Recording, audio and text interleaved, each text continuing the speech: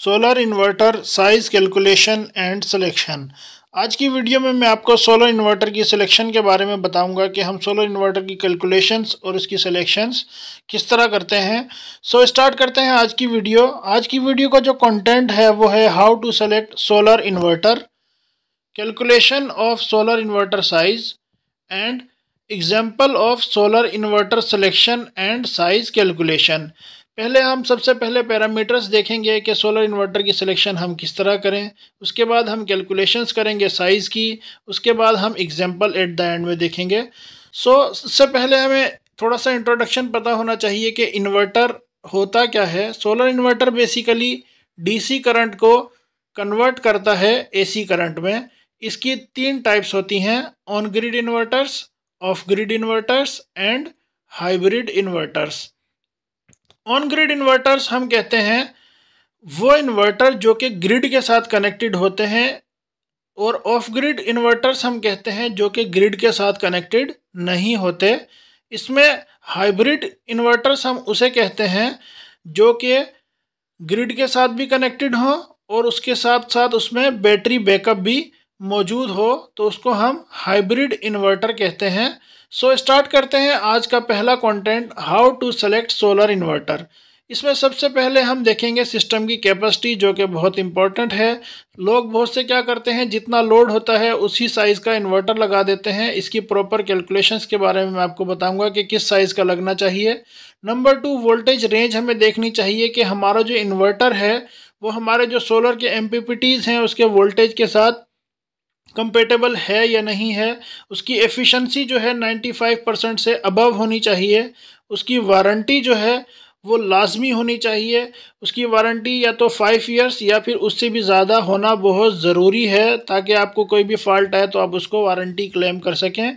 Reputable company होनी चाहिए जो कि स्टैंडर्ड्स को फॉलो करती हो ड्यूरिंग मैन्युफैक्चरिंग, तो उसमें बहुत फॉल्ट्स नहीं आते। मॉनिटरिंग एंड ड्यूरेबिलिटी हमें चेक करनी चाहिए कि ऐसा इन्वर्टर ख़रीदें जिसकी मॉनिटरिंग हम थ्रू वाईफाई या मोबाइल ऐप वगैरह से कर सकें इजीली, ताकि हम उसकी मॉनिटरिंग करते रहें किस तरह वो हमारा आउटपुट और इनपुट में पैरामीटर्स शो हो रहे हैं। चेक दी ड्यूरेबिलिटी में क्या है कि हम जब भी इन्वर्टर ख़रीदें तो इसकी इनक्लोजर या आईपी रेटिंग, जिसको हम इंग्रेस प्रोटेक्शन भी कहते हैं, वो लाजमी चेक करें। तो जो भी इन्वर्टर ख़रीदें उसकी IP65 एंड अबव होनी चाहिए। तो ये इंपॉर्टेंट पैरामीटर फैक्टर्स जो हैं आपको हमेशा चेक करने चाहिए। तो अगर अब हम बात करें calculation of solar inverter size की, इसमें क्या होता है कि जितना आपका लोड होता है उतना ही आपने इस रेटिंग का जो इन्वर्टर नहीं लगाना होता। हमेशा आपको सबसे पहले अपना लोड कैलकुलेट करना होता है, उसके बाद आपको सोलर इन्वर्टर की एफिशिएंसी चेक करनी होती है। अगर उसकी एफिशिएंसी कम है तो उसकी जो एफिशिएंसी कम है उतने लॉसेस हम उस लोड में हमारे में ऐड करेंगे। उसके बाद फ्यूचर कंसिडरेशन का जो लोड है वो भी हम फ्यूचर कंसिडरेशन इसमें ऐड करेंगे। बहुत से लोग ये नहीं करते, जो कि बहुत इंपॉर्टेंट है ऐड करना। तो साइज़ ऑफ इन्वर्टर जो हमारा एक्चुअल होगा वो load plus efficiency losses plus future load को मिला के फिर कैलकुलेट होता है। अब मैं आपको इसकी एक एग्जांपल बता देता हूँ कि हमारा अगर for example 6 kilowatt single phase का एक लोड है, उसके लिए हमें सोलर इन्वर्टर सिलेक्शन करनी हो तो हम किस तरह करें।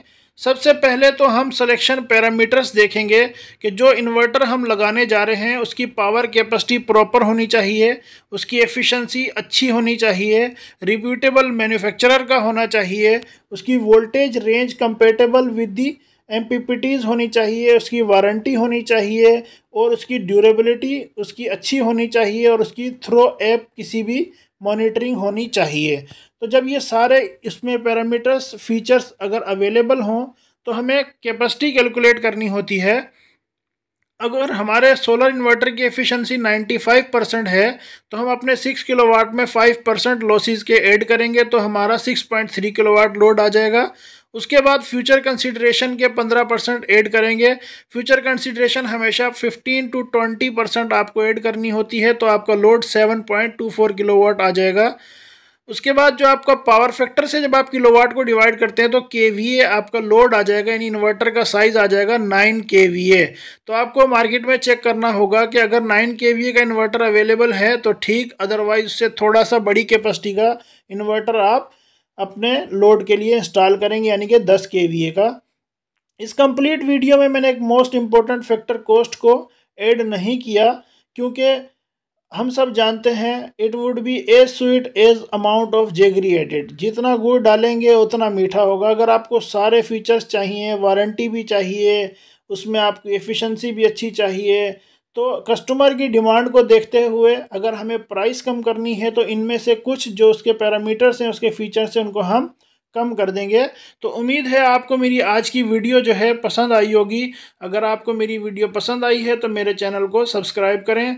ऑलरेडी मैं आपको सोलर के रिलेटेड सोलर पैनल्स की सिलेक्शन और उनकी कैलकुलेशंस पे एक वीडियो बना चुका हूँ, एक बैटरी बैकअप और उसकी बैटरीज़ की सिलेक्शन पे भी एक वीडियो बना चुका हूँ, सोलर की एफिशिएंसी पे भी एक वीडियो बना चुका हूँ।